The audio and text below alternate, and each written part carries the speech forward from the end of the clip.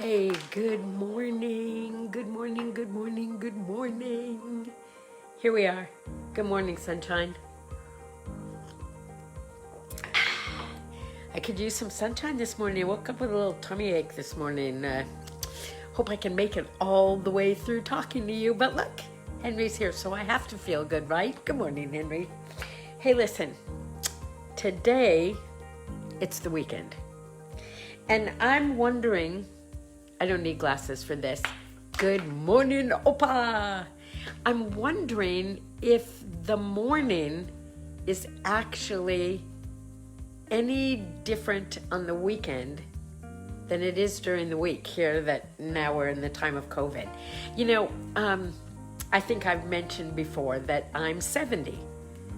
I still work, obviously, here I am. I mean, I do things all the time, but I'm semi-retired and there's no differentiation really between weekend and weekday. I'm just here enjoying life.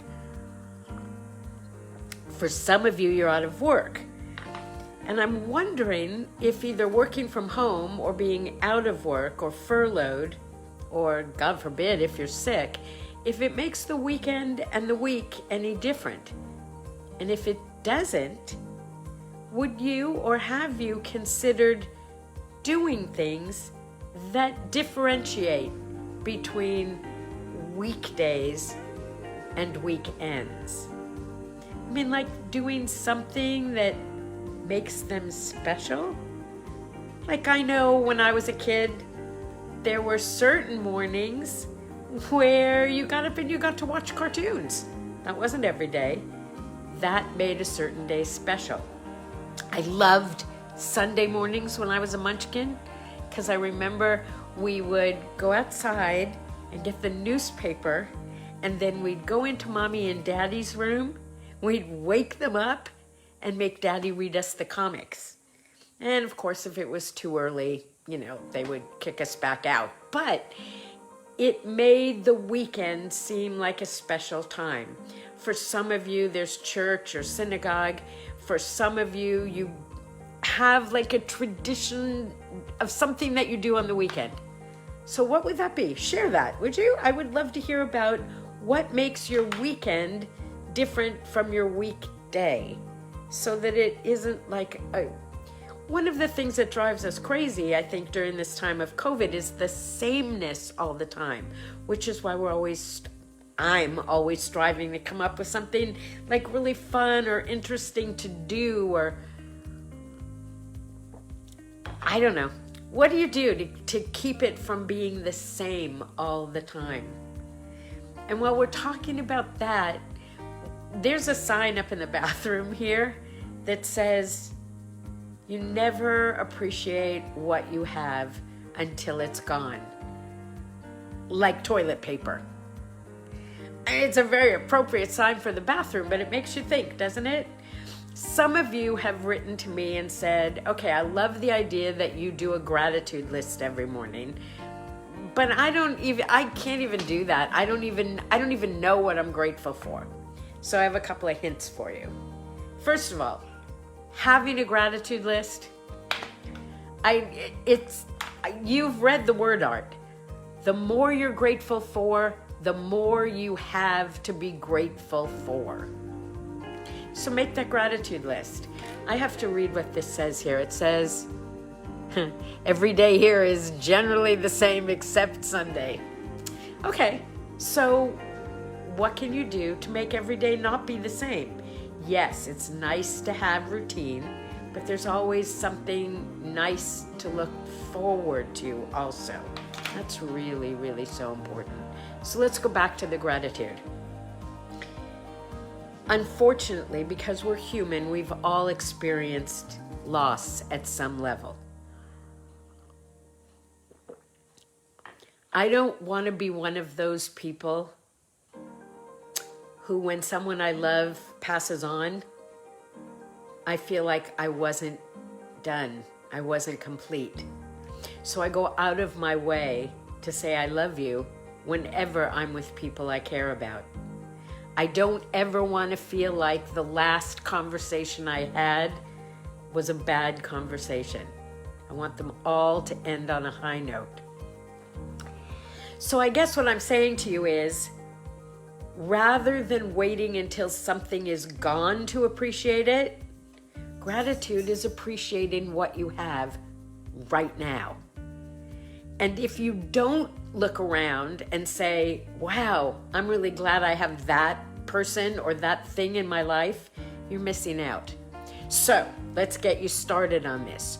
One awesome way to create your gratitude list is to look around you and think to yourself, okay, if I ran out of this, or if this was not in my life, or if I could never see this person again, how would I feel? And if what you immediately come up with is, that would make me sad, or I would feel loss, that's something huge to be grateful for.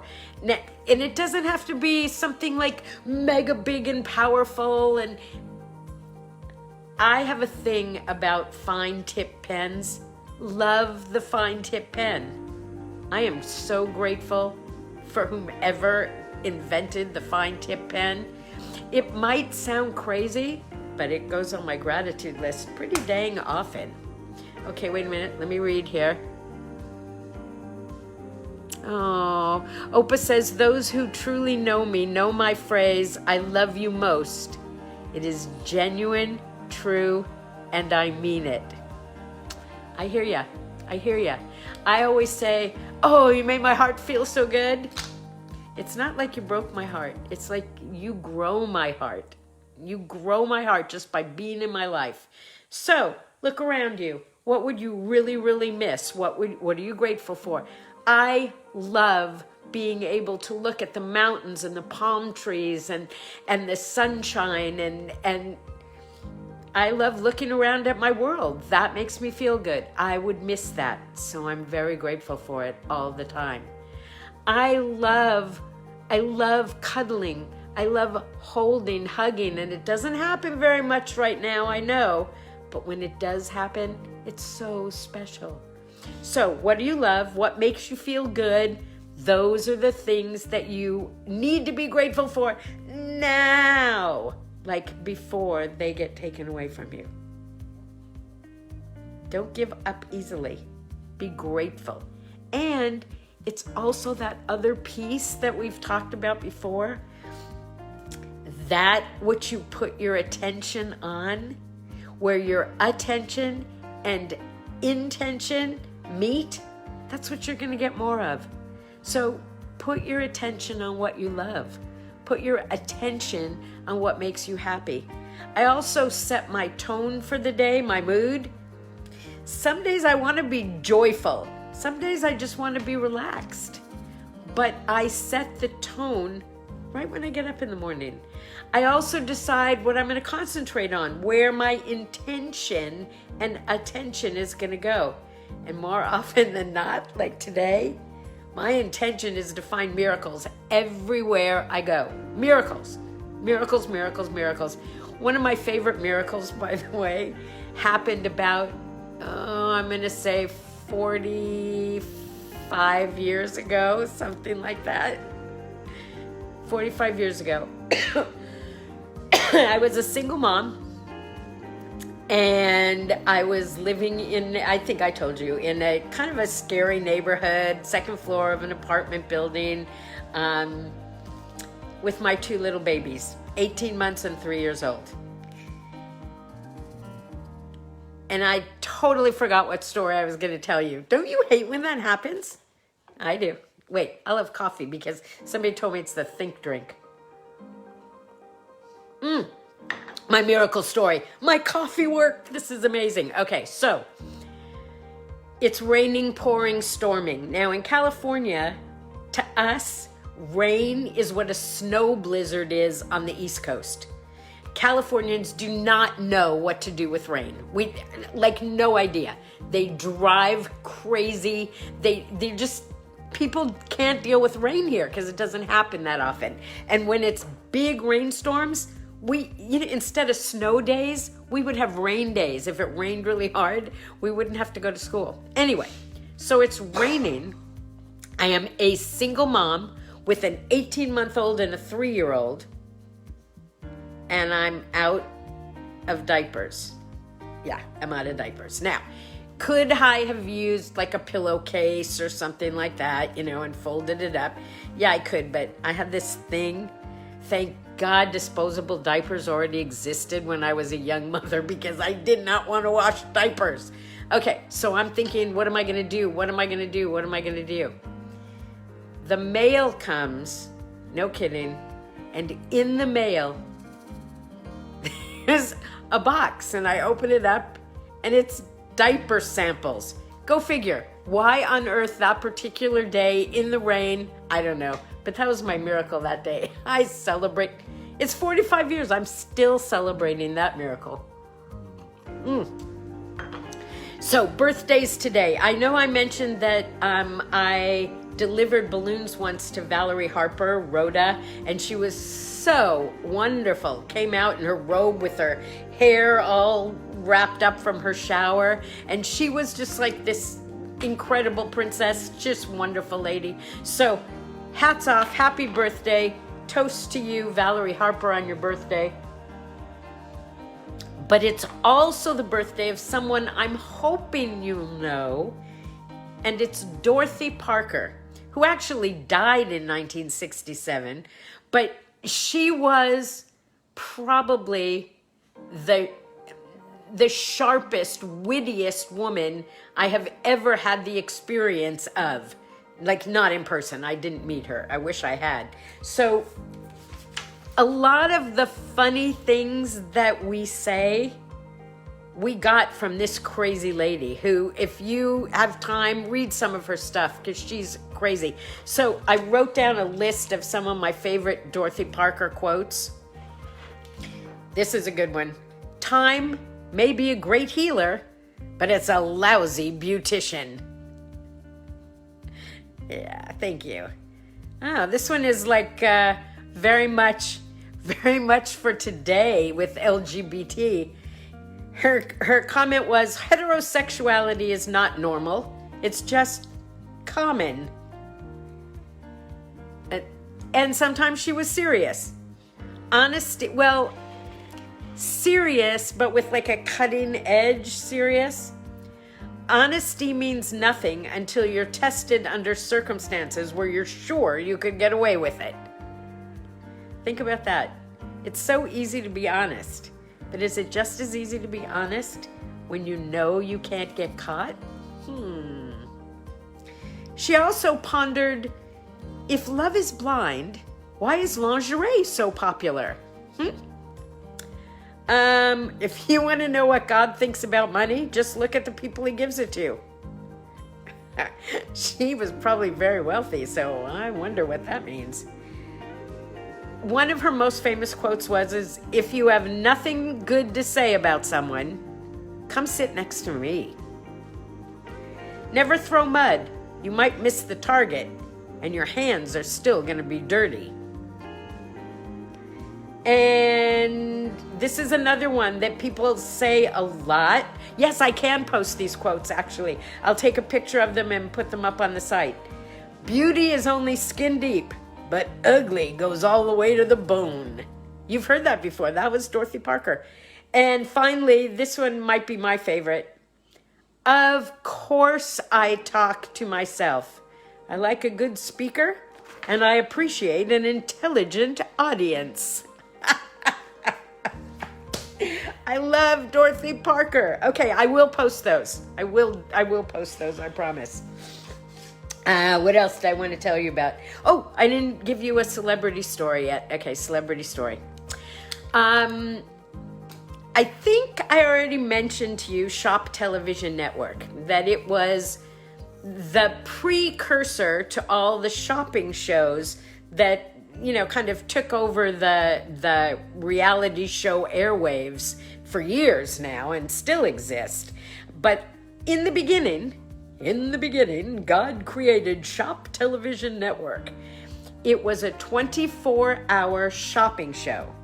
The set of the show was about this indoors, because it was a set. It wasn't a real thing.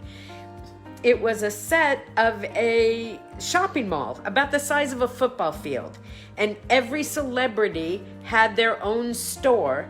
And the camera would go from store to store and they would highlight different things that were for sale.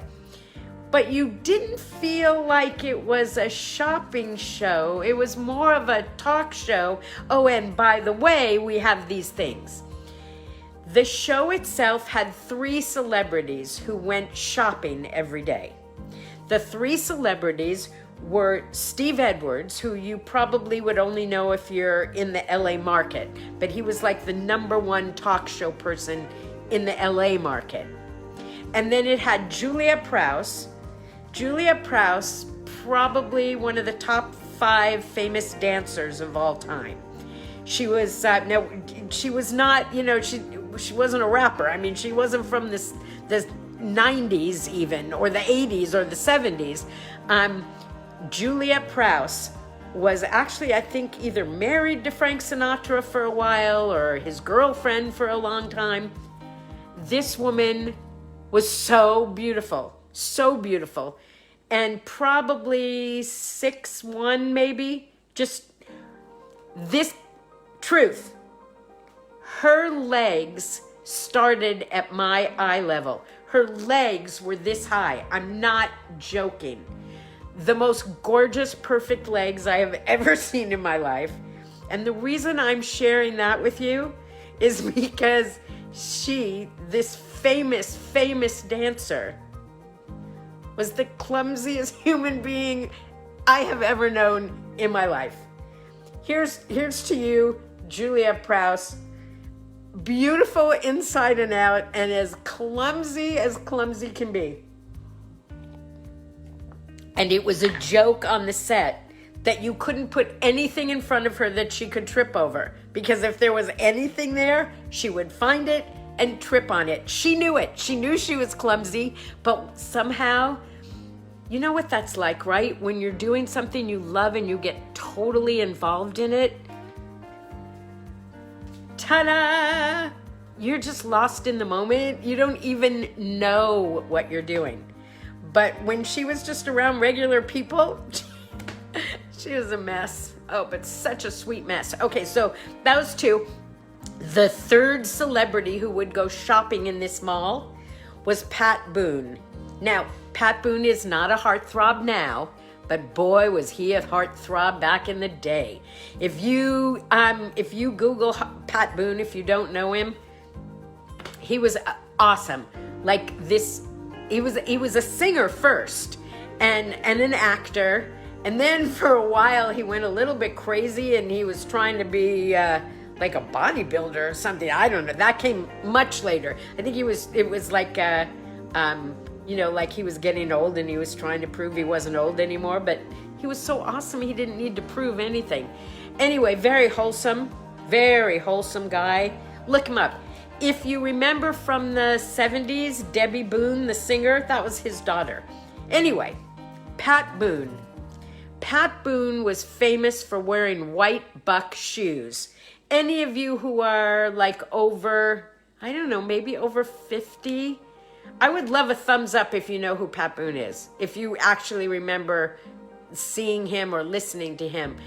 Can you just like do a little thumbs up thing? I know you can push something to let me know that you're with me on this one. Pat Boone. I'm not, oh, there's a couple. Good. All right, so thank you. Okay, now they're popping up. So Pat Boone, here's the deal. Nicest man you could possibly know. So I was so shocked at how many celebrities I met who actually were as nice as the person that they seemed to be on television or movies. Pat Boone was one of them. Now, I had a dressing room because I was a regular on the show. I was Sandy Stewart in the Family Fun store. Pat Boone was one of the celebrities who walked around, and his dressing room was like, oh, I would say probably the size of a small apartment. I mean, it was gorgeous. And one day I got up my nerve I mean, we talked all the time, but I'd never been in his dressing room. We would, have lunch together. We'd have breakfast together. We'd be on the show together. We'd chat in the, and we had like a little green room in makeup. So it wasn't like we weren't friends, but I'd never wandered off into his dressing room. And I thought, I gotta know for myself. How many pairs of those white buck shoes does he actually have? Because you never saw him without white bucks on. And they were always perfectly clean. There's no way he only had one pair. You could not keep them that clean. Anyway, so one day I just walked down the hall, down to his dressing room. I knocked on the door. He said, "Who's there?" I said, "Pat, it's Sandy. I have a question for you." And he opened his door, gave me a big hug, and I said, "So, you know me not to be starstruck, but you also know me to be very curious, right?" He said, "That's putting it mildly." So I said, "I gotta know, how many pairs of white bucks do you have, right?" So he starts laughing and walks over to his closet, which is literally the length of his dressing room. Pulls back the doors, and no kidding, he must have had, I'm gonna say 30 pairs of white bucks lined up, each one looking absolutely perfect. And I, it was like, do you remember the movie Miracle on 34th Street when the John Payne says to Edward Gwynn, Santa Claus, "I have to know, does Santa sleep with his beard out or under the blanket?" That's kind of how I felt. Like, I had to know. My cousin Cookie's on. Hi, Cook. Anyway, I had to know, did he have white bucks? And yes, ladies and gentlemen, he had a ton of white bucks. So that's it for today. As far as celebrity stories go, there's so much more to tell you about what went on at Shop Television Network, and you're going to get lots and lots more stories from them. What else do I have here that I wanted to talk to you about? I know. It's time to read you an excerpt from How to Be Happy and Grateful Even When You're in Quarantine. Today I am reading from page 19. It's all about being kind. You may not feel full of loving kindness during these uncomfortable, unusual, unprecedented times. Fear is the opposite of love, and it can mask love. But that's okay. It really is. You can always tap into the collective consciousness and its never-ending supply of loving kindness. It's always available when you need a little hit. No deposit, no return. Take as much as you need and share it freely. Be kind, it says. Just be kind. Covet kindness. And down at the bottom it says, love conquers fear. Spread the word, but not the germs. Love and kindness. Okay? That's for today. That's for today. And don't forget, wear your mask. Stay safe.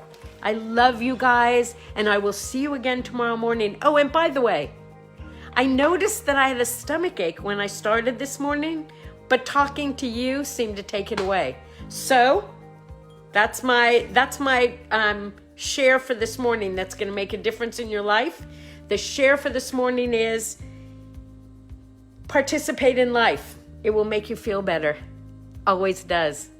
Love you guys. Oh, peace and sparkles to you, Marlene. Thank you. I wait every morning for Marlene to say that.